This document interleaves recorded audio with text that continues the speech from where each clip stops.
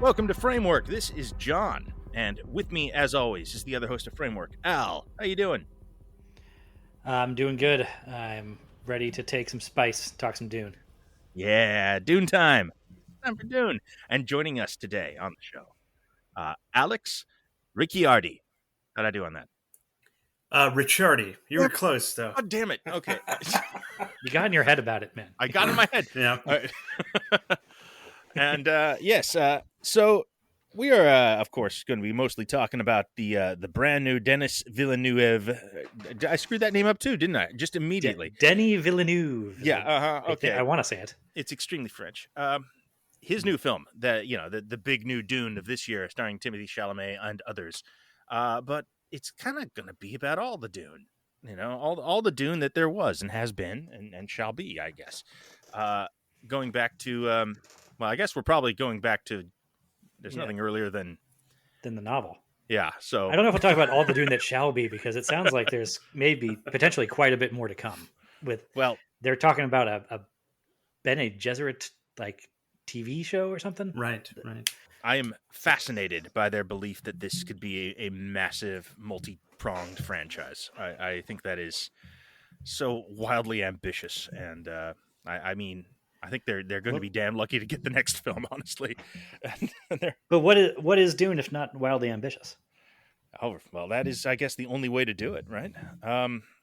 So I guess to start, I just wanted to briefly, say what our past relationships with Dune has been, where we came to this. There's been so many versions of it over the years, somewhat. And for me, this was like, it was the Lynch film. It was, I was very young, too young for it. Didn't see it in theaters or anything, far too young for that. But like, as soon as it was on home video, as soon as there was home video and we had Dune to watch, my weird uncle made a point of being like, oh, you like Dune now. It's just like Star Wars. You're gonna love it. And he bought me all the action figures for Dune, including the Baron Harkonnen with karate chop action, which remains one of my favorite action figures of all time. Yeah. Does it come with the cat?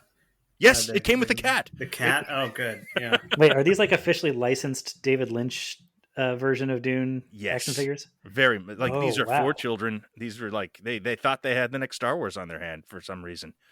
And they made a whole. Well, and the Eraserhead action figures were really successful. So I'm picturing the Sting figurine being like twice as posable as all the others. It's just got like double the number of joints the action figure can. I mean, they didn't give him the weird space diaper Sting version. I remember it was regular Sting, but he definitely also everyone had karate chop action. That was the thing. So you got to pay extra for the snap-on winged space diaper. I had the worm. I had all the stuff, because my uncle was like, "This is your new favorite thing," and to some extent, he made it. He manifested it. I really got into that Dune as a kid. Scared the hell out of me. Gave me all sorts of nightmares. Of course, I had this memory in my mind for years of like bugs crawling into people's noses in this movie. Mm-hmm. Like slugs, like climbing up nose, gave me nightmares for years. And then that's not actually in the film. No. What I figured out it is the rebreathers they're using just look like slugs. And so of course it came as the years went on. I eventually read the book and I watched the sci-fi miniseries. Completely forgot everything about it. I think William Hurt's in it. That's all I got. Never got around to the rest of the books, I'm afraid. I've always been purely just number one Dune. And then I revisited it during the pandemic because of the movie coming out and kind of fell in love with it again. It's an excellent book. It's really fun. And it's unlike so many other sort of seismic, really influential and important sci-fi novels or fantasy novels, I'm thinking like Lord of the Rings. This is just the darkest, most inaccessible thing.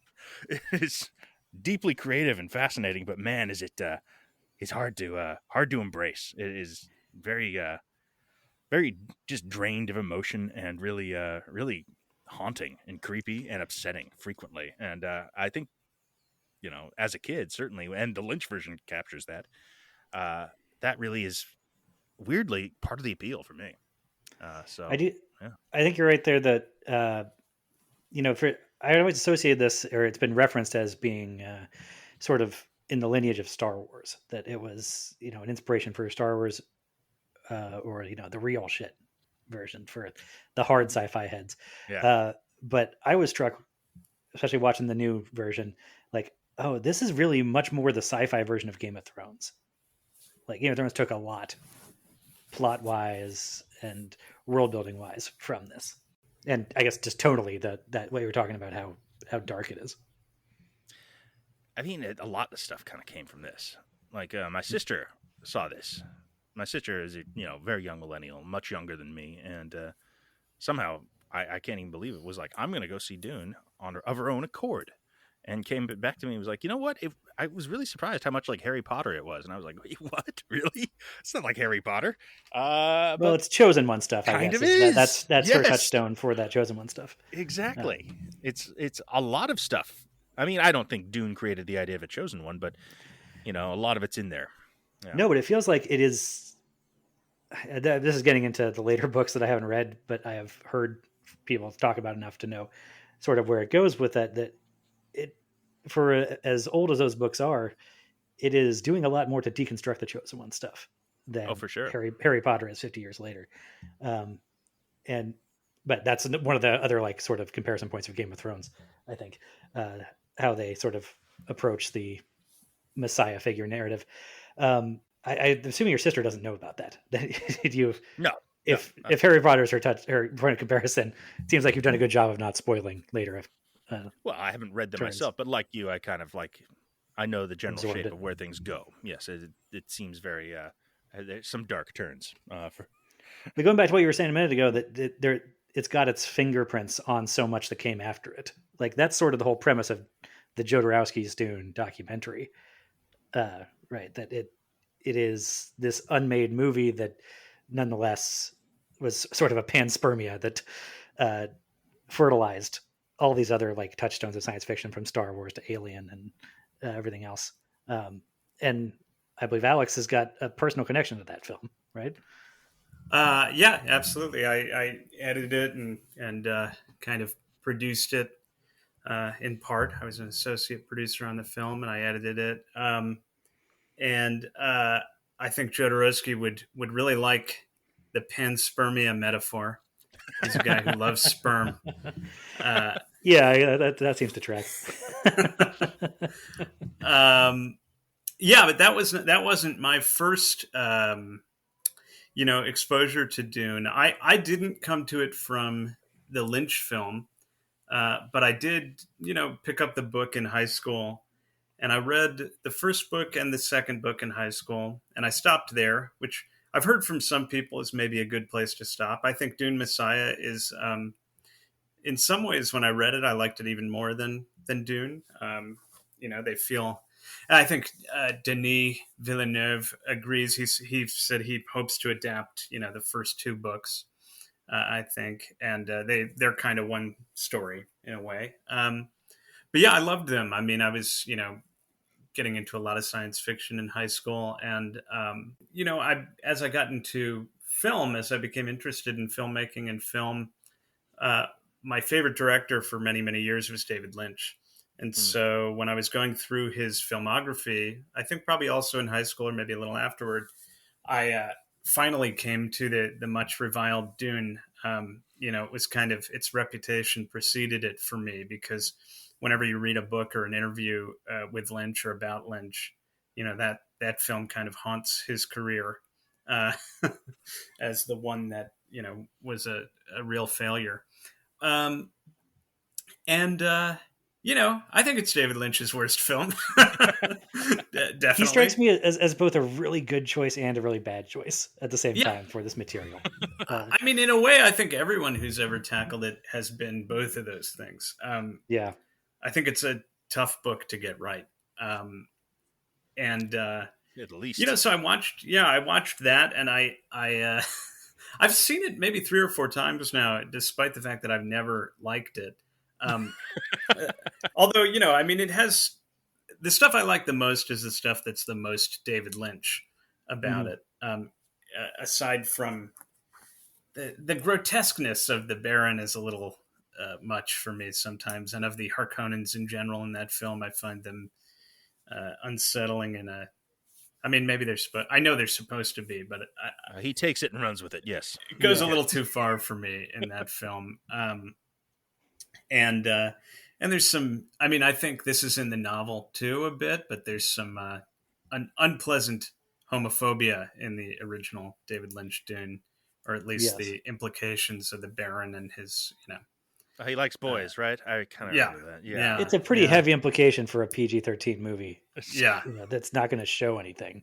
yeah, There's no missing it.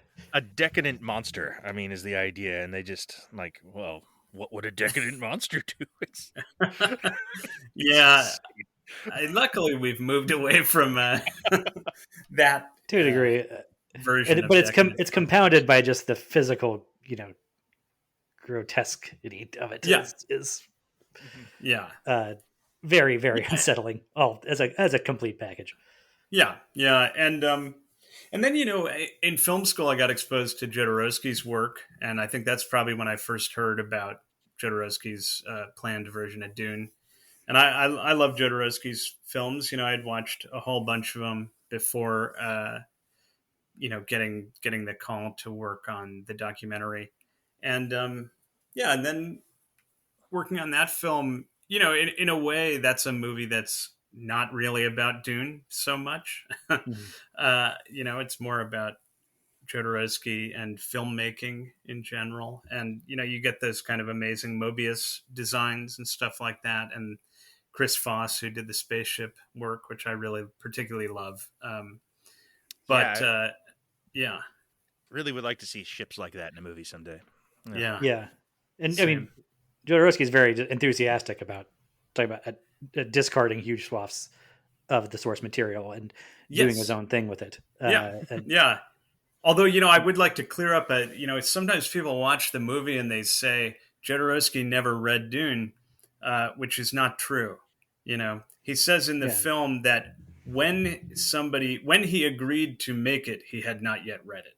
That's what he says.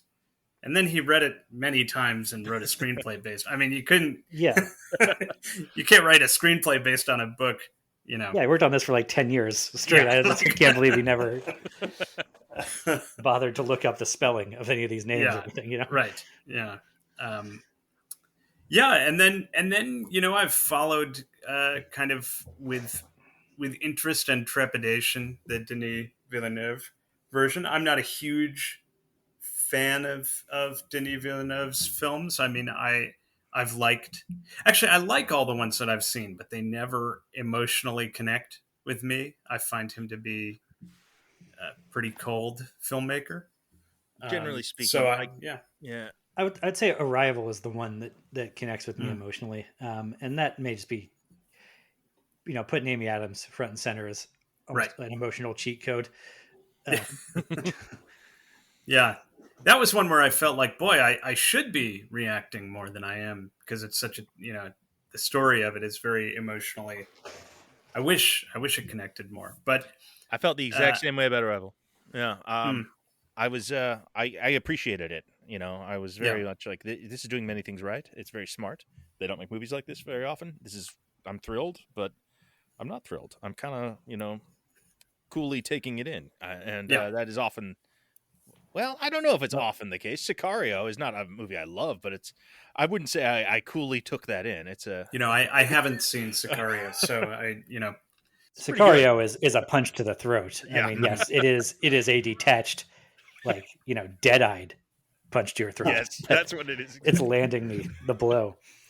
But that's if I'm up next for my Dune relationship story, like Yes. I had what you were just describing, Arrival, was basically how I was reacting to the Villeneuve version, and I'm accepting now that it's just I am ever going to appreciate the scope and ambition and respect the imagination at work in Dune and the themes, and never really connect with it on a visceral level. And I thought for a while that this is a it's a problem with like the particular person, that Lynch was not the right person to bring it to the fore, that maybe it's just a function of how Frank Herbert is a writer. But I was sitting there watching the Villeneuve version. Sorry, Denis Villeneuve, right? That's what I said. Yeah, Am I saying good that enough. right? Good All right. enough. Uh-huh. I have to mentally just like exhale my cigarette on the Neuve. This, I think, how we do that. But I was sitting there watching the new version, and I was struck once by thinking like, man, I shouldn't be watching this in my basement. Like the ideal thing, I should have eaten too big of an edible and be in an IMAX theater before this started. But as it went on, I was just kind of struck by, okay, this is in many ways like the platonic ideal of adapting this material, and you're like never going to do better than this on a production value standpoint, on an acting standpoint. Like they're doing everything as well as they possibly can, and it's still not fully connecting with me, which is wild because there is like the story here I think is really compelling, and it's kind of like harrowing, and it should be distressing. It should be more of a punch to the throat. But I don't know what it was. Over familiarity, maybe, with knowing waiting for the beats to come. That is a thing. There is a difficulty, I guess, in. I mean, I'm a little surprised that the Villeneuve version did not fall prey to kind of like John Carter problems, which is it's been ripped off and kind of done so many times over. In things like as surprising as Harry Potter. Being references a touchstone for this, that it kind of like all its beats weren't robbed of any of their originality, or Game of Thrones, or like Game of Thrones is straight up doing like this is the one house that we like. Oh, they've increased in prominence in the court. What will the bad house do? Oh, they have plans under plans. It's all, and they'll all launch a that. coup that will Yeah. send the good Hmm. the scions of the good house into exile, where they'll Yeah. that'll be the underdogs. And that is something like, it seems like when you're doing high fantasy stuff, that I guess the more traditional route for your chosen one is that they are, an orphan sort of Arthurian thing, where they have, they grew up as Luke Skywalker in the desert, and only come out, or Harry Potter perhaps, and find out that they have this, secret royal lineage that makes them the chosen one. But they start out that way. The other way in, I guess, for high fantasy stuff is through the good royal family, that Yeah. where King Arthur is, or Duke Leto is already on top, and it's about their children. And the way into that story, I guess, is you have to destroy that, Camelot, and kill King Arthur or Duke Leto, and send the spoiled rich kid out into the wilderness to then, build some character for us. And that's doing the Game of Thrones does that kind of like twice with two, like it does it off screen with the Targaryen household before the show starts, and then it does it with the Starks again, like in the first season again. I guess it is more. Well, no, I mean this is what we're saying. The major plot beats are kind of they're there. They are just going to continue on and get reused. And I'm sure Dune is not coming up with these, but it's just sort of a prominent 1960s example of when they were first kind of hitting, and that then, like the Jodorowsky designs and stuff, kind of bled out into other myths, into more family friendly myths, more commercial myths, things that certainly felt more along the lines of Star Wars stuff that had comic relief droids. There's no comic relief characters in Dune, really. There's not a lot of salves to that. Even the romance qualities are like really really compromised and kind of mercenary in a lot of ways. That is the thing, though, that makes it special for me, is that it is this kind of uncompromising, bleak, grim version of it, and again, like maybe the reason that this one finally kind of connected with an audience, in a way that the Lynch one couldn't, I mean, this wasn't a gigantic hit, but I tell you, for me, this was kind of the film of the year. I think it helped a lot seeing it in an IMAX theater, for sure. It's kind of one of the most significant movie experiences I've had. Really watching this in an IMAX theater, just as an audiovisual experience, it was really something. It's Yeah, from what I understand, makes a big difference. It sure worked for me. When you hear the Benny Gesserit voice, you feel it in your spine in an IMAX theater. absolutely. Yeah, really powerful stuff. Just in and all the negative space and all the formalist design and all the things that are just not like other movies right now. It felt unique and felt like a real experience, even if it was a lot of plot beats and only half a story, and all these things that kind of that could be asterisks, as to why it's not this great thing. It just sort of rose above all that for me. And then I watched it again when I was in the hospital after my wife had a child. I watched it while we were kind of staying up. I watched it like over like 8 sittings on an iPad. Laptop. Yeah, it's the exact opposite experience. And you know what? It still worked for me. It still kind of worked as a thing. Very different, but yeah, it's I'm kind of obsessed with this thing a little bit. It really landed for me personally in a way that, well, I don't know. I mean, the Lynch one, as I said, has some specific resonance for me, even though it has a lot of problems. But I don't know. I feel like, yeah, as you were saying, I don't think you're getting a better adaptation of this or a more unique, direct voice of an artist kind of thing, really getting something out of and really pulling the Frank Herbert book into a way that feels like its own thing, but also like a true version of the story. I wish we got more stuff that was this this seemingly unconcerned with mass appeal. Like it took balls to make this as half a story. This is very much the kind of thing that could easily have not connected at all. I mean, especially when you consider it's going on to HBO and the pandemic and all that. It's kind of nuts that it is getting a sequel. It probably didn't even make enough for that. I'm really surprised that that's happening, but I'm really thankful for it because I would love to see I want to have this as a complete thing. It's not clear what making money means anymore when you have Sure. streaming release the same day as because you don't get ticket sales from HBO Max, but it definitely has an impact on the bottom line of some sort. Right, it wouldn't happen otherwise. All right. Yeah, but I felt like my point of comparison with Harry Potter is that, and what I found frustrating about the Villeneuve version was that despite being the first movie in this Dune, mega Lopolis that they want to create, it is divided almost like it's that the final chapter in a long running fantasy series where they always cut that into 2 movies, like it's Harry Potter Part 7, right. Part 1, or Twilight Part 4, Part 1, or I mean, even with the TV shows, they do that too. As Game of Thrones did like half seasons for its last 2, but that seems to be the thing. It's when it's a series of books and they're trying to draw out the last Hunger Games or whatever, they cut the last one in half. And this one, it's the first one, but they cut it in half. But it had the same feeling of that first half of the finale that gets split in half really feels like half a movie, and it seems to end arbitrarily, and that was definitely how this felt. I can't disagree, and I also am conscious that my knowledge of the Dune story and the characters of Dune is probably filling in some of the shortcuts and places there. Like does Josh Brolin's Gurney Halleck, is that like a really well drawn character that makes sense and resonates? It is for me because I know Gurney Halleck, and it's that sort of thing. It's not unlike the Stephen King It adaptation they made. They did the same thing. They were like, we'll do half the book.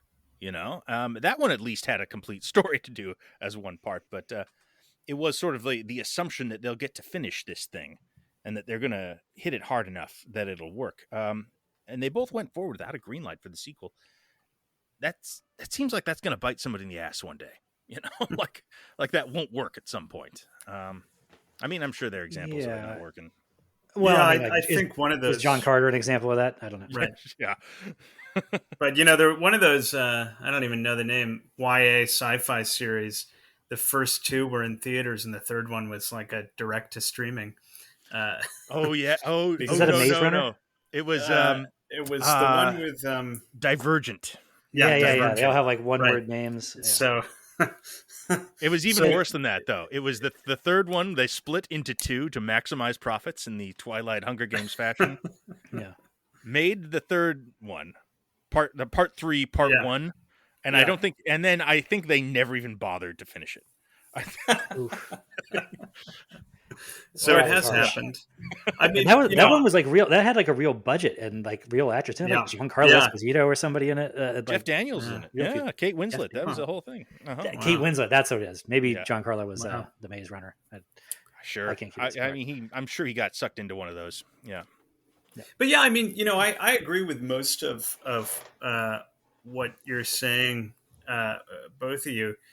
Like, I think obviously Villeneuve's version of Dune is the best one that has been made or was being planned to be made. I mean, I think that, but as I said earlier, I think a lot of the directors who've been attached to this have been like half of the good director that you need for this, or they specialize in one part of what makes it. And I think Villeneuve, nails the aesthetic, and he nails the scale, and he nails the scope. But I do feel like characters are not his. He doesn't, in my opinion, nail the characters. I don't know how important that is, because they're. Well, I recently listened to your episodes about the Lord of the Rings, right? And how what a great adaptation that is. And Peter Jackson would not be the right guy to do Dune. He's too goofy, I think. He's too. But I would love to have seen a version of Dune that has a little more humanity, a little more heart in the characters, that can, to bring something even that's maybe not as much there in the novel, but can help. They didn't need Peter Jackson to do it, but they needed a Peter Jackson, because right. I think that's right. That's what I was reading the book. I was like, this isn't connecting with me fully, but it's the exact same token of when you read the Lord of the Rings books, like Tolkien. You're struck by the scope of his creation and the imagination on display. And actually, when you get down to it, there is a great like engaging plot there, and there's like romances that are compelling and everything. It's buried under a lot of not particularly engaging stuff, ticks of his as a writer. So Peter Jackson was the right person to really sort of cut out a lot of Tolkien's stodginess and bring the humanity out of it. And maybe Dune needed some of that too. And neither Lynch nor Villeneuve are exactly the right person to do that. Yeah, or Jodorowsky. None of them really. He was off are on his known own for thing. are known for their like. I mean, I find Lynch to be a very, very emotionally involving filmmaker, but not in the way that this would require. I mean, he makes movies like Mulholland Drive, where you're inside one person's head for a lot of it, and so you get to really know and feel things sort of inexplicably, but not to give like rich characterizations and people who yeah. Well, the problem with Lynch, I think, for this material is that he can't do action, and this needs to be sort of an action movie, right? That's not the main thing, maybe, but it needs to function on that level, I think. And Messiah Chosen One stuff to Villeneuve really, I think, nailed the action in this film. I mean, I think that the scene of the, I don't know, not exactly ambush, when they, when the Harkonnens attack, when the Sardaukar, the big scene dropping down behind him, I mean, incredible, and the way he did the shield work, and like the torpedo bombs that drop that go through the shields, and I mean, it's just all, it's amazing. But what he lacks is this surrealistic touch that Lynch brings, and you need to have some of that sort of trippiness, that surreality that Lynch excels at. To bring some of that creep vibe that Villeneuve is a little too straightforward of a filmmaker, I think, to nail that portion of the novel, that the acid trip part. I can see that for sure. I mean, I really like that this is such a Villeneuve version of Dune, like that Yeah. is kind of one of the major appeals of it for me. I wouldn't have said no to some of those ships, from the Jodorowsky, Well, like yeah, some of that kind of thing yeah. It's would have funny been if cool. I have an aesthetic complaint about Villeneuve's Dune, you know, I think he did what he was trying to do exceptionally well. I mean, the I ships agree. are incredibly Yeah, Yeah. well designed. he made the Thopters work. Yeah, Oh those. yeah, those are beautiful, and everything. The world feels real. The sets, but I, as a personal taste in science fiction, I like when things are colorful. It's not exactly maybe right for this, but I came from looking at the Jodorowsky designs and those Chris Foss spaceships. Chris Foss, who did those, was the guy who did the covers of a whole lot of science fiction books in the '60s. All these colorful spaceships and stuff like that.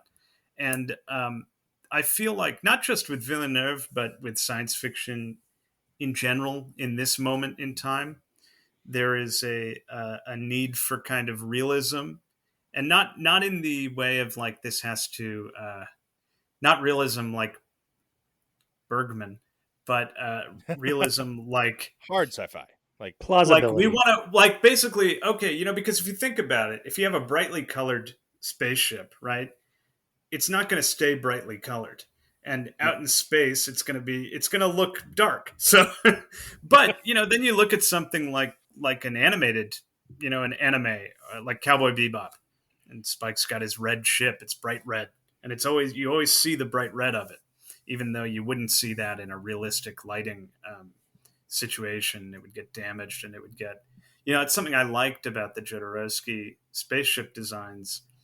And so I miss that a little bit, but I'm not sure that it's right for Dune. Yeah, it wouldn't have been the greatest straight adaptation of the novel, Jodorowsky's version. But what I think Right. Villeneuve's version could have used from that is what Jodorowsky seemed to really embrace was doing wildly different aesthetics in different settings of this. Yeah. Like eventually we're stuck on Arrakis and we're just in the Right. desert and things are going to be very monochromatic at that point. And there's not a great way to get around that. But Villeneuve's version spends a lot of time before we get to Arrakis doing other things on other planets. Mm-hmm. And it kind of would have been good to do some, pretty wildly different aesthetics. Like I love the concept art for the Harkonnen planet from Jodorowsky's version. Like that, specifically would not work in Villeneuve's version. Right. But a bigger, stranger swing for that different thing, that different planet would have been nice. And I think a glimpse of the Spice Guild, the Spacer people, could have brought in some of that trippiness and made, contribute to the sense that this is a bigger, wider, weirder galaxy. That there's a lot to this galaxy that we are barely hinted at in the Villeneuve version. I do really hope to see a guild navigator in the next one. I want to see what those guys look like in Villeneuve's world. I like that we see so little of that, honestly, in the Villeneuve one, specifically because I'm hoping that it's going to be in the next one, but also I think it's kind of smart, kind of canny, to keep it very simple in the first one and keep it about these two families in the Fremen. Basically, we don't see the Emperor at all. We don't get into a lot of the Spacing Guild. We don't even talk. I mean, they mention once in voiceover, I think, that spice is what makes interplanetary travel possible. That's a pretty big deal in the book. And there's the ways that works, and the way it's related to the worms and all.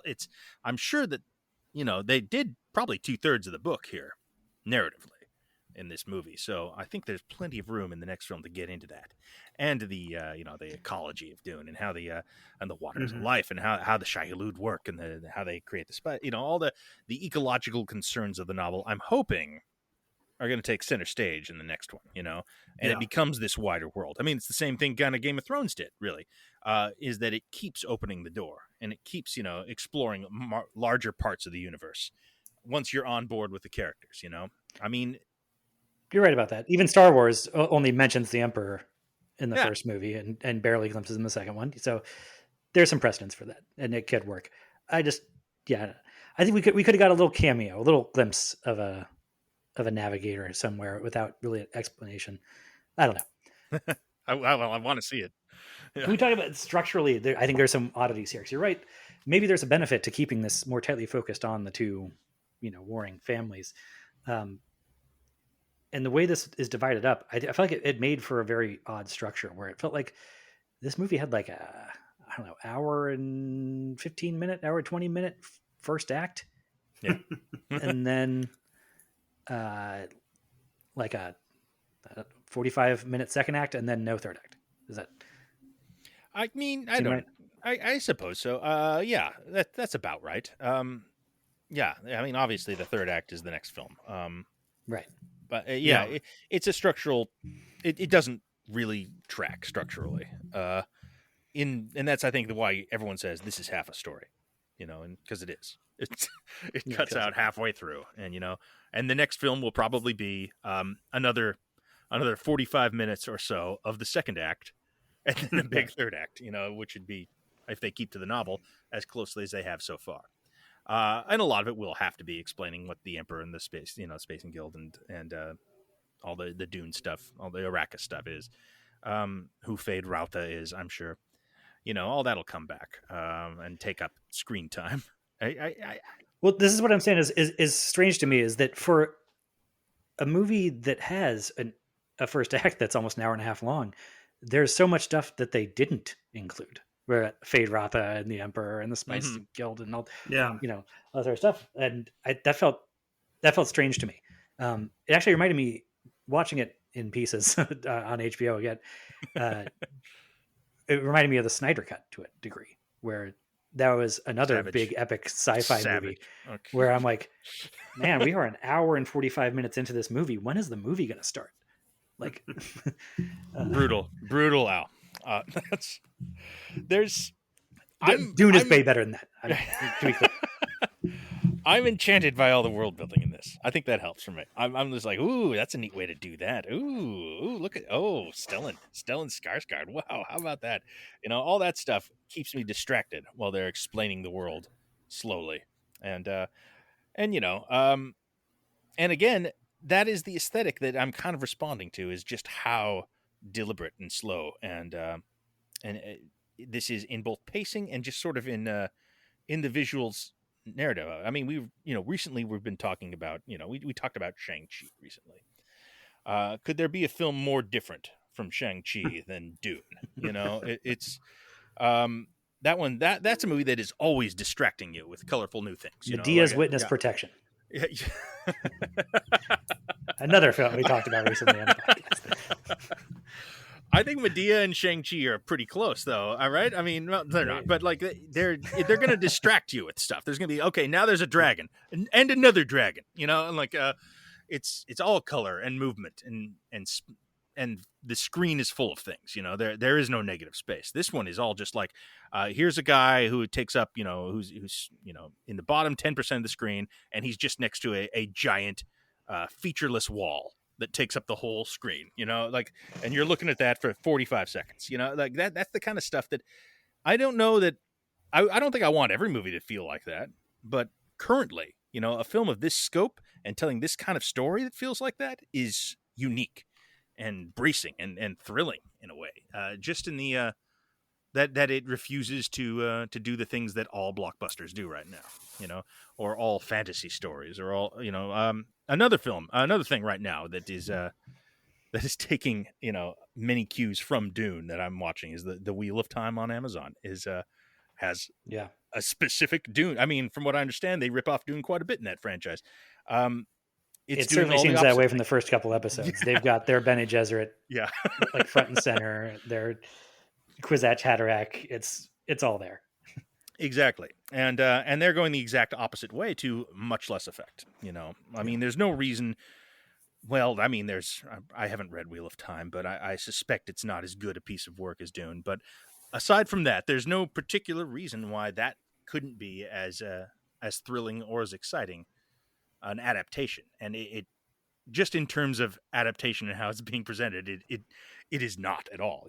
It's like the exact opposite way to approach a thing, and that uniqueness and that quality, and that's really where this gets its juice. I don't know. I'm saying the same thing I've already said, but No, I think you're onto something there, though. Like it is in stark contrast to most blockbusters. On mhm. an editing pacing level, it is so much slower and less hurried that I'm sure if you did one of those things where you, uh, count the average time, like per seconds between cuts, in a Villeneuve movie, it's going to be much longer than a Marvel movie, much less a Michael Bay movie.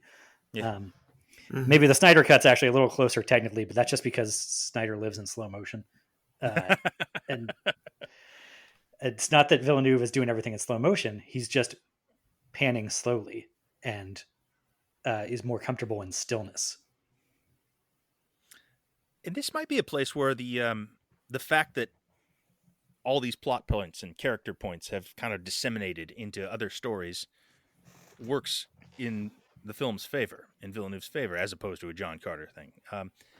Because John Carter was trying to look like all those films. This is trying to Mhm. look like something very different, but it has these sort of life preservers to a general audience, such as the Chosen One narrative, or Oscar Isaac playing Eddard Stark, very clearly and obviously.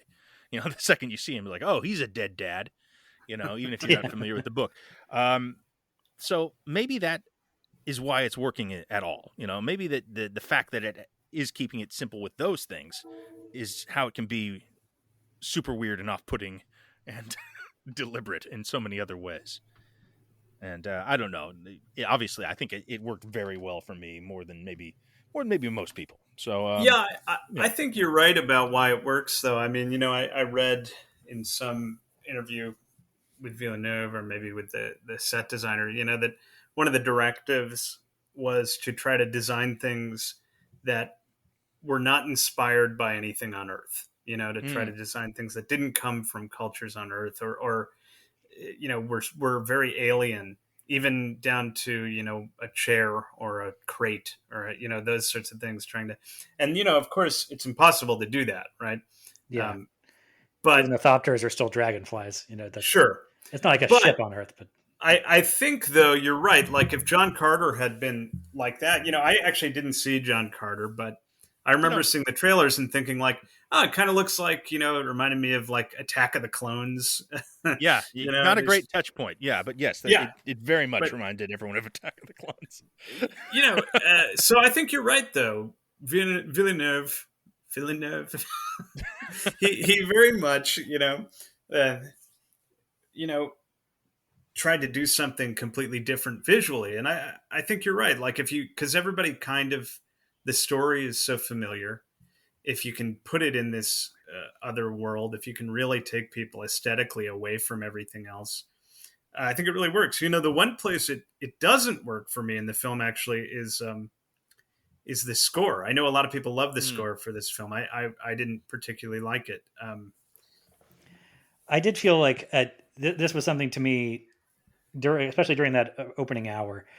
Uh, it reached a level of like self parody to me that was distancing. Where I think this was off mic when I mentioned this to John, but I thought at some point somebody had just fallen asleep on the like ominous male choral chant button on the score on the Right. keyboard.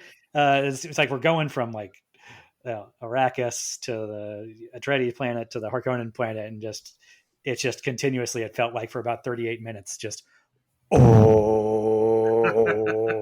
oh.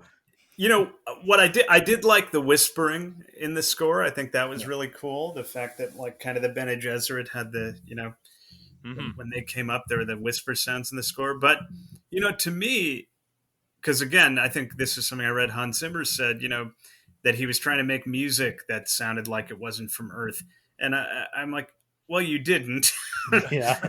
It still sounds like music from Earth, um, and I personally. I love old movie scores, and I love John Williams' Star Wars score, and I love scores that have real leitmotifs and Whoa, character hot motifs. take. John Williams And is good. well, what I mean to say is that this is a film that very much goes in the opposite direction as far as the score. in that it kind of has like timbre motifs. So you have sounds that are associated with one group or a different group or different character. But I would love to see this exact same movie with a melodic orchestral score. I don't know. There's something about this type of storytelling that to me kind of begs for that kind of music. And I think that would actually go a long way toward bringing you emotionally into the film as well. I think you're probably right about that. I don't know, and I'm kind of talking about out of both sides of my mouth here, because I would say with the, I don't think Hans Zimmer succeeded in making music that sounds like it's not from Earth. I don't think they also really succeeded in making like starships or whatever look like they're not from Earth. You look at those Jodorowsky designs, right, and that they succeeded that. But even Lynch, I feel like, succeeded more in creating an otherworldly vibe with his, navigators and just like the way, even the sort of like steampunk stuff that he brings to it, where they're like just talking through the old timey like 1920s microphone, tin can thing. But it's off putting and weird in a way. It seems like it has its own like just unearthly logic behind it. Whereas I think Villeneuve is, mostly to his credit, a very logical filmmaker. I can't disagree on that. I mean, it didn't bother me, it didn't take me out. I am a basic bitch though, and I would always prefer a leitmotif that I can hum. That I can. That's the Duncan Idaho theme. I want that. I do. And if anybody should have got a traditional Indiana Jones theme music, it should have been. He is the one who has the closest thing. He's got a little bit of a melodic theme, but yeah. but yeah, like it does kind of reinforce the overall vibe that Villeneuve is going for. It is not like the other fantasy epics. Like the Howard Shore theme score from Lord of the Rings is kind of perfect, but that would not be. This is not a film that feels like that. It's and I don't know. The more you push it towards that, the maybe less it has its own unique thing in that regard. And I don't know. Part of this might just be me. Again, I can fill in the characters here. I've read the book. I know the deal with the Beast Raban. I know, like what their whole story is, or the Reverend Mother of the Bene Gesserit. Like I know who they are because I've read the novel. And so I already recognize those characters, and I don't need the music to kind of define them in that way. That is pretty useful, in the way that Lord of the Rings engage does. more easily with that a more impressionistic vibe, because you can fill in all the back story that you need to. Yeah. So it's hard to judge sometimes how it would work for somebody who's unfamiliar with Dune. But I mean, you're not wrong. I would never say no to leitmotifs. But the other side of the coin though is that the sound design is so incredible. Some of the best ever. In this film. So I can't fault the sound of the movie too much, because that whole other part of it is unbelievably great. Yeah, that's a big thing that we like to talk about is the importance of sound design in these fantasy epics. That's what's it's my contention anyway. That's a big part of what separates your Star Wars and your Lord of the Rings is from your Divergence. Right. And I look forward to when you guys reach Tenet in your Nolan verse, because maybe then you can tell me what they're saying. I have a deep fury in me for Tenet. We'll get to it. Me too. I'm saving it for going fresh. Truly bad movie. Truly bad. But I mean, we are doing a bit of like concern trolling here about like, how is it's so hard to get into this, but audiences don't seem to have had a problem with this. Like that's no, it was received very well with Dune, and not just by hoity-toity, film critic types. Yeah, it did well. It did. I mean, it didn't do Venom Let There Be Carnage numbers, but it did. They're making another one. It didn't shit itself. We're getting the Dune franchise, so to speak. They might even make a third one. It's not inconceivable. And the streaming series. I wonder if like I said, I literally just last night was listening to your Lord of the Rings episode, and in that you mentioned how in a way those expansive, very, very long 3 films sort of set the stage for something like Game of Thrones that could do that sort of story over, several seasons of television rather than over a film. And in a way, I feel like the kind of Dune being more having some mainstream success is also related to that. Once people could go with Game of Thrones, and that could be a huge hit, then kind of this weird movie about sort of similar palace intrigue and coups, and it had a better shot, I think, after Game of Thrones and that sort of stuff than it did even 15 or 20 years ago at making a mark. Certainly, Game of Thrones mainstreamed a lot of this stuff, even the stuff that it lifted from Dune originally. Right. Right. That's interesting. Yeah. Now that is, this kind of goes to the Jodorowsky thing. The way that Dune comes off in that film is it's almost like a sort of a cinematic holy grail of adaptation. Like and the Lynch film, the soft spot I have for it aside is sort of an abject lesson in why this material is unadaptable. This is a fundamentally impossible story to tell on film, and the Jodorowsky film, of course, the version he comes up with, I don't think he literally meant it would be 12 to 20 hours. I believe he says, but it would be long. And but he was just making a point. Yeah, there's a script. It's like, I think 250 pages or something. I don't remember how long his script was, but it's not, not. That can almost be done in old Hollywood style, like 4 hours of intermission. Yeah, something like that. That would be, that'd be great. But what you were getting at, John, was that the Lynch version shows how it's unadaptable to the screen. Not so much unadaptable to the screen, but the Lynch version shows that it's unadaptable to a classic 2 to 2.5 hour Hollywood. But even still, just like there's other problems inherent in this, just as material goes, it's trippy and weird and difficult to explain how all of the planets work and how all of the, what this house's deal is and what the Fremen are doing and what, all the various aspects of it. You would almost say it's better suited to a Game of Thrones style prestige television show. There's also an abject lesson of that failing, but that is more just it's just not well executed. The sci-fi miniseries, so that barely even counts. You probably could do Dune as a TV show and really get to extrapolate all these things to their fullest. There's stuff they didn't even do from the book, from the first half of the book that they had to leave out. In turning this into a film. And then of course there's an endless number of Dune books that follow this. I think Herbert wrote 7, and then his kids wrote like twice that many. You could do Dune things forever and ever and ever. I think one of the feats of adaptation that Villeneuve did didn't have any or very little. I can't remember if there was any voiceover or inner monologue. The way that, which is kind of all over the book. And the Lynch film, and the Lynch film, and it really doesn't work in the Lynch film. It's very bad, opinion. Yes. But I feel like that's one of those things when you read the book where you think, this kind of makes it tough to adapt, because you're getting, as books always do, but you get a lot of information about what characters are thinking in the book Dune that doesn't come from things they do, but just comes from the book telling you this is what this person is thinking.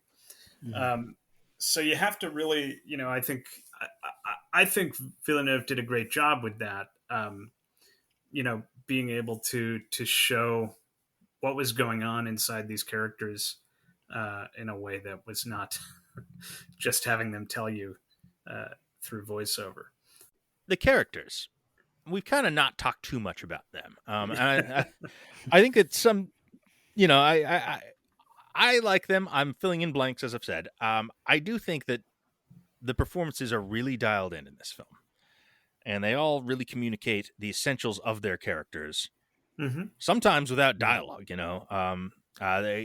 that? I don't know the actress's name. The woman playing Keynes, the planetologist. Oh yeah, I can't remember her name. I know. Yeah, but she's terrific at kind of saying a lot that is, that is spelled out over many, many pages of internal dialogue in the book. That's a character that they give, I don't know, she's probably got maybe 20 lines in the film, something along those lines, and she kind of communicates everything about that character in that, just with that Yeah. and looks. And I think everyone kind of does a version of that. I think they kind of pumped up Duncan Idaho a bit. I Duncan Idaho in the Dune film, the Lynch film. It's kind of hilarious. He's in there. I think he's got two scenes. The first one is he shows up and he's like, "Hey, I'm Duncan Idaho," and then the second one is him getting killed by Sardaukar. Yeah, just getting shot in the head. Um, He doesn't go out in the blaze of glory that Aquaman does. Yeah, I feel like they've managed to communicate a lot about these characters with not much dialogue. And in some cases, there's cultural shorthand. Oscar Isaac is Eddard Stark, but yeah, Jason Momoa. yeah, Jason Momoa is the Jason Momoa character, sure. And they find these kind of archetypes to kind of latch onto. I do think that Chalamet is really good as Paul, and I think they kind of nail that characterization. I think the sort of throwing that last temptation of Christ kind of take this cup away from me thing in there, I think it really works and makes a character that is, almost intentionally not relatable in the book. There's so many parts of the book where they're just like, wow, this Paul barely seems even human. He's my child, and sometimes I don't know if he's, what he thinks about things. He's, I think, described as reptilian almost sometimes, and I think Chalamet humanizes him quite a bit. It's the best thing I've seen him do, I think. Good casting in that regard. I think he can pull off lizard person, if necessary. Maybe less like unstoppable knife fighter. I'm not sure if I entirely bought that, but it's sort of because he's magic, not so much because he's a great knife fighter. But do you have an overall MVP of the cast? Because I think mine would be Rebecca Ferguson. She's pretty great. I mean, it's kind of hard for me not to give that to Stellan Skarsgård. Yeah. I mean, it's not like he's particularly exceptional in this, but yeah, or that we get a lot of mileage out of him. I think he's great casting, and I like how he's presented and all that. But I feel like we haven't gotten the full meal from him yet. I mean, he's probably not going to be in it much, honestly. That character doesn't do much. He's all about just hitting you with the image of him. I guess the Lynch one gives him some more to do, as we talked about. But yeah, like he's just delightfully grotesque in this, and that's he's. I think we've even talked about what this performance was going to look like in previous episodes. That it would just be a called shot. Obviously, Stellan Skarsgård can do a Baron Harkonnen, and he did. It's great. Yeah. But no, I think Chalamet is my actual MVP. Yeah. I mean, I really like Jason Momoa in this film. I think, He's the person who actually brings the life that we're sort of lamenting, the lack of that life. He's the only character that really brings that in. He seems super psyched to be in a Dune movie. Yeah. for a movie that I said, left me emotionally relatively cold. I think his death is very it didn't move me, but I could tell that it might, or it could have. That was enough for me, actually. I mean, I didn't need to cry over his death, but I found him engaging enough of a character that I was, his sacrifice felt earned to me. Well, and his scenes with Paul are, I think, the most humanized that Paul gets. Yeah, I agree. I think we're kind of saying a little more of that couldn't hurt anything. Yeah. What do you think of the choice to? I don't even think this is in the book when Paul tells Duncan in Duncan's first scene, "I saw you die," and then they show a shot of the room that Duncan dies in. So when we get to that scene, we're like, "Oh, it's the scene where Duncan's going to die." That a bit of a weird called shot there too, in that like they're letting you know in advance that it's going to happen, and you're ready for it when it does, and you even know, oh, this is the scene. That seemed almost out of keeping not like the rest of the film, almost oversharing in a way in a film that does not overshare. to me. I don't know. It didn't strike me that way, but I think it's just because of the familiarity with the story and the tropes that you've seen in other things like this, and then the Yeah. long wind up of that extended first act, that everybody dying and getting killed off in the later parts of this movie felt inevitable. Yeah. Like You know, I was I waiting on it. I also wonder, maybe you guys can help me understand something about the film that's related. So they show throughout the film some of Paul's premonitions, uh, some of which appear to not happen. Yeah. Am I correct about that? It seems like you see him talking to Jamis about the desert or something. I don't remember, but then he kills him at the end, and that never. Am I wrong? No, I remember that, and I remember being a little confused by it. I didn't Yeah. necessarily take it as a premonition. Mm-hmm. Um, just sort of as an imparting of information. Uh-huh. Maybe he was seeing something that was happening, or speaking Right. to the spirit of that character or something like that. It was a thing I could not define for sure. Yeah, I didn't understand that exactly, but I didn't dislike it. But I guess I kind of felt like there was an element of, I was pretty sure Duncan was going to die there in that room, but I don't feel like they told you everything that you're seeing when we cut away to these like Paul visions or whatever they Mm-hmm. are, or dreams or whatever you want to call them. I didn't feel like they were saying all of these things are true things All right. Yeah, that are definitely going to occur. So it didn't feel quite as that's yeah. true. They do. I mean, a lot of the things he sees are like things that will happen not even in the next film, from what I Right. understand. Like Yeah. the Galactic Jihad. Zendaya. We get some Okay. shots of that. Yeah. Zendaya. Villeneuve has said in interviews that the second film, Chani is going to be the protagonist. It's going to be through her eyes.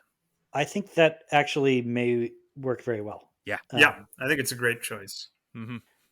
Not So maybe cool. not the Galactic Jihad, but the Arrakis based. Well, there's a lot of Mujahideen Arrakis. movement gets going. A lot of more of that to come, though. We got more worm stuff for sure to come.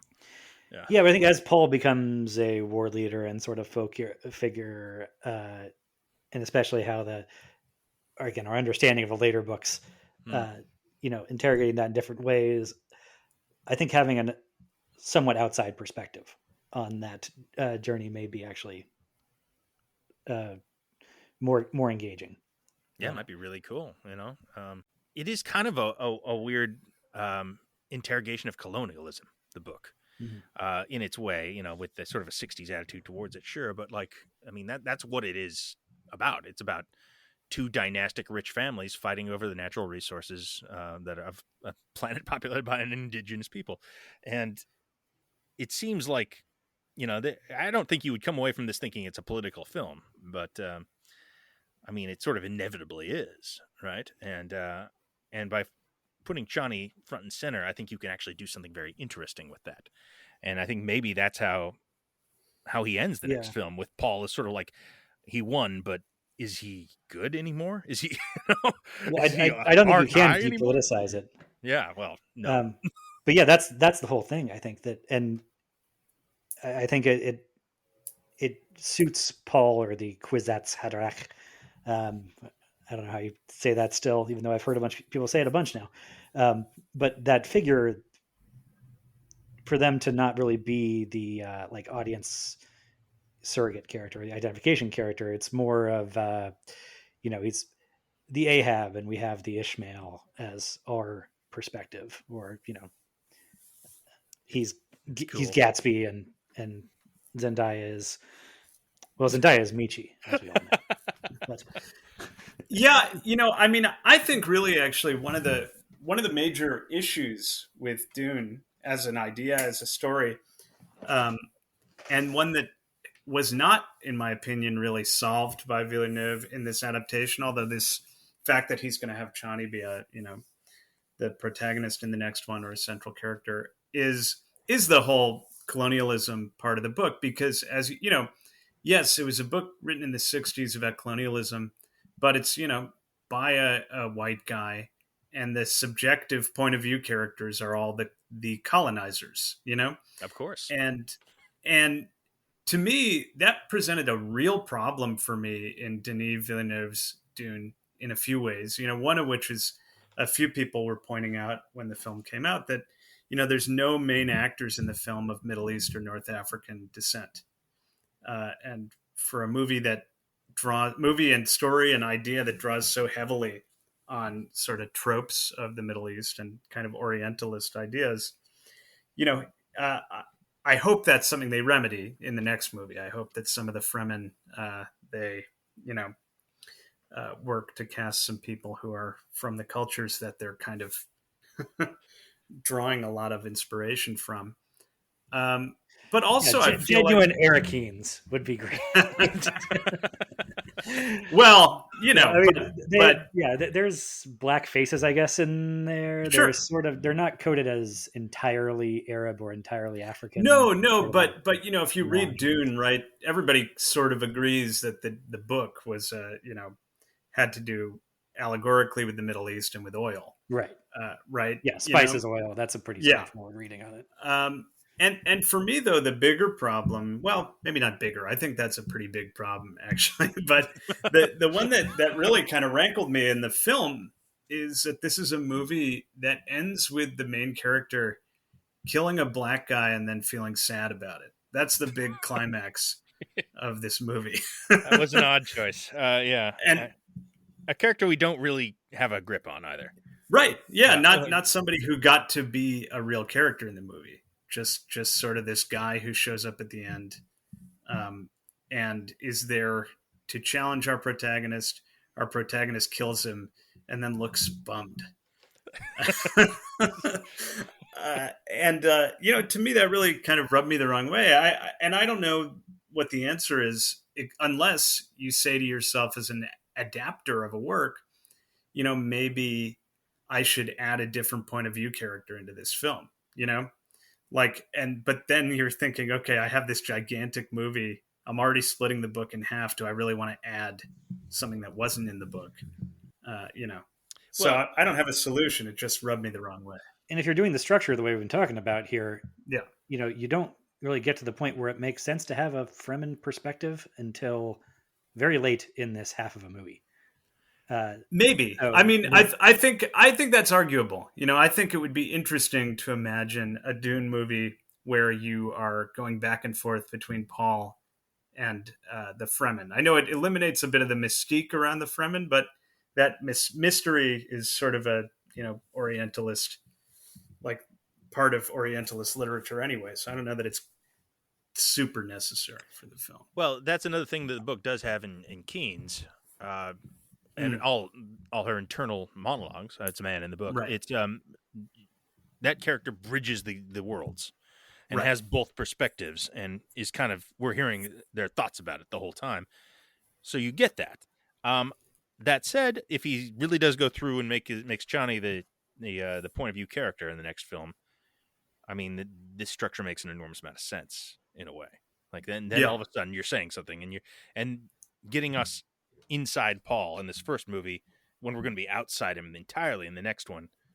Yeah, makes that work. Yeah, I think that structure makes a lot of sense if it works, if it pans out. Right. Then I like that as we've. Again, I don't know if they got us as on board with Paul as a human being in this one as maybe the platonic ideal would be, but in theory, I like the structure of we meet the chosen one and sort of, sympathize with him as he goes through his trials in the desert, but then we kind of switch over to like I said, an outside, whether it's an Ishmael or and she falls in love with him. It's a romance too, which makes it even maybe weirder. she's even like a Judas Iscariot figure. Yeah, well, he screws that romance up too. Like I believe he ends the book with the Princess Irulan, the Emperor's daughter. Yeah, and she has the opportunity to be his consort, if I recall. The book. Well, we see from this one that she stabs him over something.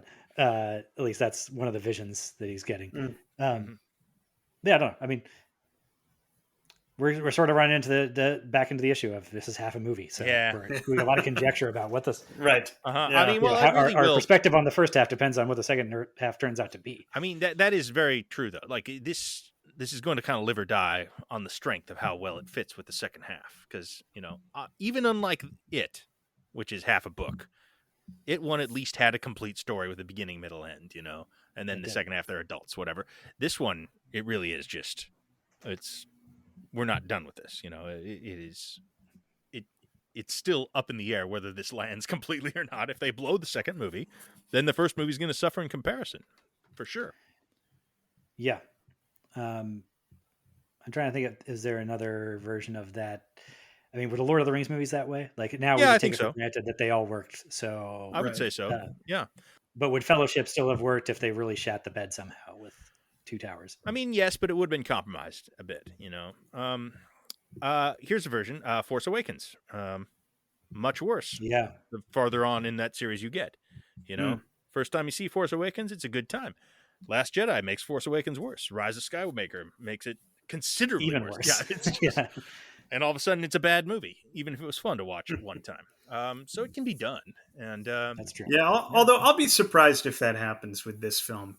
I think this film is so singular in what it is that even if the second movie falls short, I still think this one, despite not really having a satisfying structure or ending, is a I mean, I know it just came out, but it's kind of iconic, I would say, as a film. Certainly. And Villeneuve clearly has a design in place here that J.J. Abrams did not. Right. Yeah, I mean, Villeneuve has a plan, might not work. We know how it ends. That helps. We all know. Yeah, that does. We know that there's a basic shape that works to conclude this story. So if they can keep up this production value in this cast, it probably is going to work. Yeah, it would be hard to really ruin it. I mean, not hard, but I doubt they will. So it's also a thing like Lord of the Rings, where I expect if you watch one Dune movie, you kind of have to watch the other. It's it will just be like, oh well, it's time to watch the Dunes again. If you're inclined towards them, as I expect I will be. Do you know? I don't know the answer to this. Were there any deleted scenes in Villeneuve's Dune? Do you know? Is there? I mean, almost every movie's got deleted scenes. I haven't seen any of them. I'm curious because I do feel like it's a movie that feels except for the like Snyder cut. there could be. I wonder if there's more that they shot that they kept it relatively trim for a theatrical thing and might.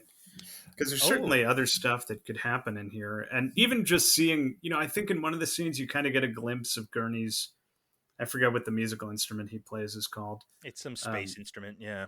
Yeah. The sort of bagpipe-ish. Stand-up bass-sized ukulele. You think they shot any scenes with him playing it? I'd like to see that. This would be actually a film I would very much welcome an extended edition, much like the Rings films. I would like to see that. Whether it be as successful as those, I don't know, but I'd watch it. I mean, I'm going to buy the disc of this one. This is exactly the kind of movie that I will still buy a disc of. Get a nice, fancy, multi-disc kind of. Here's all the special features. Kind of. That sounds. Is exactly the movie I want for that. So I'll check that out for sure. Certainly, this is just like Lord of the Rings in that it's, if you're going to do a serious extended version, it's a fantasy world of this size and scope is where there's plenty of time and stuff to dig into. Yeah. So can I ask you guys a question? Yeah. So when after Jodorowsky's Dune came out, one of the questions that a lot of came up from people who I talked to, or was who do you think would be the best director today to adapt Dune into a film?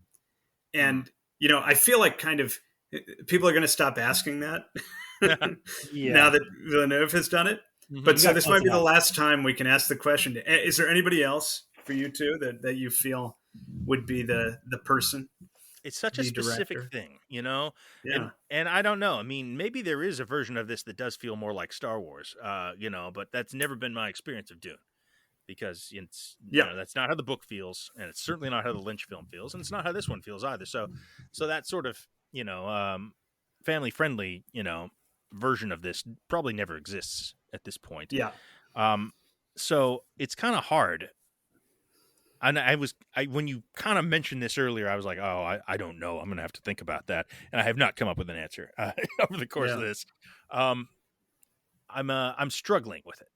Because on the one hand, I do kind of want, sort of a fantasist, like Jodorowsky, that watching Jodorowsky's Dune, it very Terry Gilliam vibes, or maybe it's just reminded me of Lost in La Mancha. Yeah. But it's that sort of, he's a dreamer, kind of tilting at a windmill and trying to get the impossible thing done, and that seems like the right vibe, as opposed to Villeneuve, who is just has the exact opposite vibe as a filmmaker. So, is there somebody that can kind of marry those aesthetics into a thing that doesn't just feel at war with itself? That's the tough part, because to be the platonic ideal, they'd also need to have shown some facility with blockbuster action filmmaking. Yeah. And I don't think anybody's proven that regard. So, like, the ideal person, there was no way of saying in 1998 that Peter Jackson was the exact right person to do Lord of the Rings, because his filmography up to that point had not proven it. There are left field choices that I could throw out as these are the people who would have, a puncher's chance of outdoing Villeneuve's version. But I wouldn't bet on it. And I don't know, like, I'm thinking like maybe like Robert Eggers, somebody from like the world of horror that could bring a little bit more of that creepy, atmospheric vibe to it. That's a cool idea. Yeah. Or I'm a big fan of Noah Hawley, who is sort of completely unproven on the big screen. But you look at Legion, for example. No, and, I think that's a great choice. I hadn't thought of him, but Legion definitely has some of that. Yeah. But are they a better bet than Villeneuve? Not really. Right. No. Villeneuve at least had made stuff like, I don't know, Blade Runner 2049, which I hate, by the way. Oh, me too. Oh, cool. I watched it the same. I watched the original Blade Runner and then Blade Runner 2049. Worst decision, because it's such a disaster. Such a letdown. And it's an hour longer than the first one. It's just like, oh, God damn it. But I don't know. If I were to go the opposite way, from Eggers and Hawley, I don't know. Maybe James Cameron could pull this off. Yeah, I had that thought earlier. It's a weird one, but I think it could, I mean, he's got a good handle on dark sci-fi shit and telling a story that an audience connects with, those are kind of his the things he does better than anyone. So could he pull that off? Maybe, I mean, he kind of doesn't miss, generally speaking. Well, except his closest thing to a miss is Avatar, which is his version of this. Like, right. It's not a desert planet; it's a forest planet. But otherwise, it's very much the same type of stuff. Oh yeah, kind of a simplified, streamlined version. Yeah. So he could do a functional version of it. I prefer Villeneuve's version to that. I do, too. Especially since we don't have to trade. Like, we can have Avatar if we want it. That's another one that is straight up a lot of Dune stuff. I hadn't even thought of that. Yeah. Including the ecological.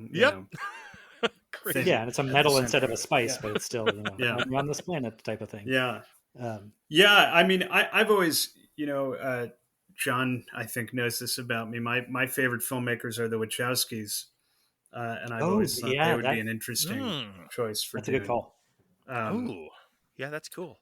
That is interesting. But they are also, like, for me, again, it's not the safest bet, because I feel like they're very hit and miss for me.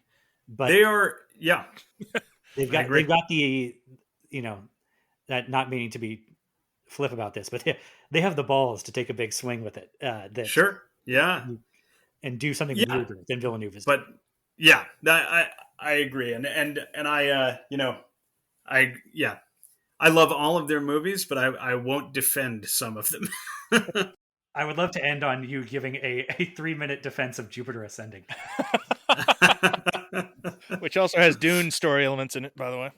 It does. Yeah. If you wanted to say what's the closest thing the Wachowskis have done to Dune, it's probably Jupiter Ascending. I think Jupiter Ascending's got great action, actually. The scene early in the movie, the The big sky chase. Spaceship chase through Chicago, I think is a terrific action scene. I think it's a fun, ridiculous movie. I mean, to me, there's things about that feel like what Jodorowsky's Dune might have felt like. I can kind of see that, actually. Now that you Some mention of the really outlandish, some of the ship designs I thought were terrific in that film, and the costumes and the alien critters, they're pretty great. Some of them, yeah, those bat and people, like that they've got that Dogman and the Eddie Redmayne. Yeah. There's one of the, I think it's Eddie Redmayne's character. Somebody rides in like a sleigh that's pulled by this golden slave woman. It's really weird aesthetically as a film. And I like the theme of it. It's got a good theme. Jupiter Ascending. That was a pretty successful defense. Yeah, way better than I anticipated. So, all right, hats off. Alex Ricciardi. Successful defense of Jupiter Ascending. And the other director I might throw in there as a possibility that I just thought of is Nicholas Winding Refn could make an interesting Dune. Oh, you want to see one really off-putting? Yeah, yeah. It's even slower than Villeneuve. Yes, the slowness of Villeneuve with the grotesquerie of Lynch. Yep. I mean, look, I'd probably be into it for sure. I mean, I don't know. This is also a kind of thing I kind of be interested in seeing any real artist take a swing at.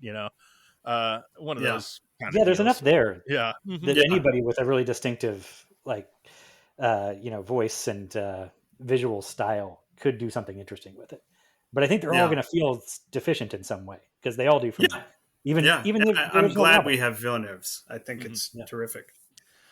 Yeah, I mean, in a sense, I don't know if you can make the perfect adaptation of this. So having ones that really feature the artist's voice, the adapter's voice, I should say, kind of front and center, probably the best you can hope for in this case. I don't know. I mean, the Peter Jackson, I guess, is the obvious, counter argument to that. But I mean, I can't imagine another person kind of nailing that to the wall like he did. But in a lot of ways, that's a lot more audience friendly of a story. I don't know. That's opening a new can of worms, and we are done with this episode. We are at the end of our Dune conversation. Thank you very much for joining us, Alex. This has been great. Thank you, guys. Mm-hmm. It's a real pleasure to have you here. And if anyone has not seen Jodorowsky's Dune, especially in light of the new film, you should check it out. It's awesome. It's a really exciting kind of movie to watch about filmmaking and about art, and it's great. So thanks for giving us that. Thank as well, you, guys. I love this show. All right.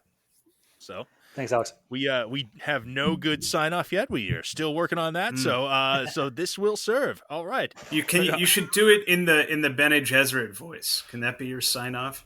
I just use the clip from the beginning of Dune. I could do some Sardaukar throat singing, maybe. Oh, that's much better than my version of it. Good enough. All right, that's it. The end.